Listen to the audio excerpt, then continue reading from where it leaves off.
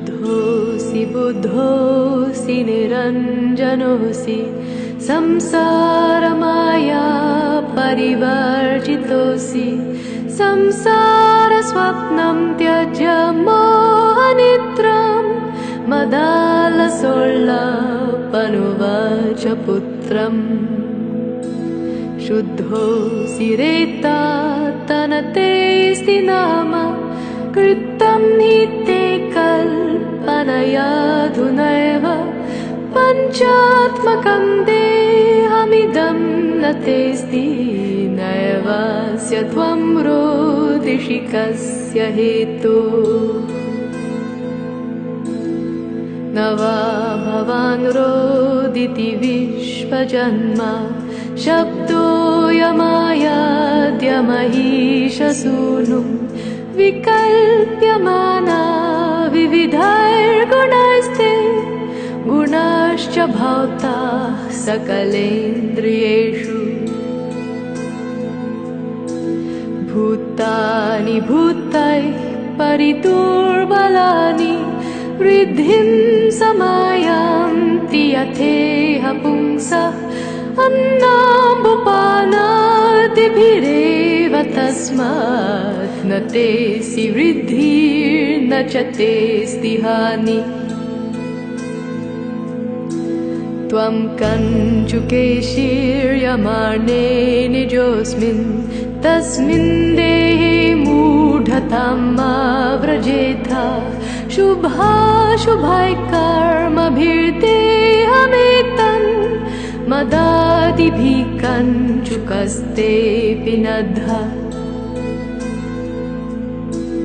तातेति किञ्चित् तनयेति किञ्चित् अम्बेति किञ्चित् धैतेति किञ्चित् ममेति किञ्चित् न ममेति किञ्चित् त्वं भूतसङ्घं बहुमालपेता दुःखानि दुःखोपशमाय भोगान् सुखाय जानाति विमूढचेता तान्येव दुःखानि पुनः सुखानि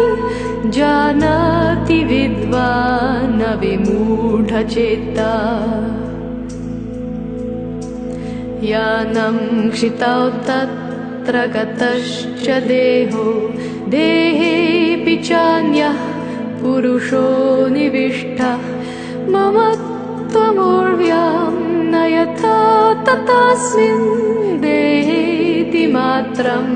बत मूढतर्षा शुद्धोऽसि बुद्धोऽसि निरञ्जनोऽसि संसारमाया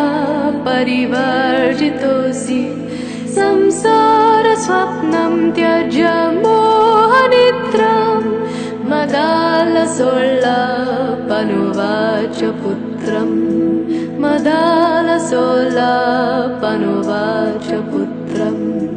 मदालसोल्लापनुवाच पुत्रम् शुद्धोऽसि बुद्धोऽसि निरञ्जनोऽसि शुद्धोऽसि बुद्धोऽसि निरञ्जनोऽसि शुद्धोऽसि बुद्धोऽसि निरञ्जनोऽसि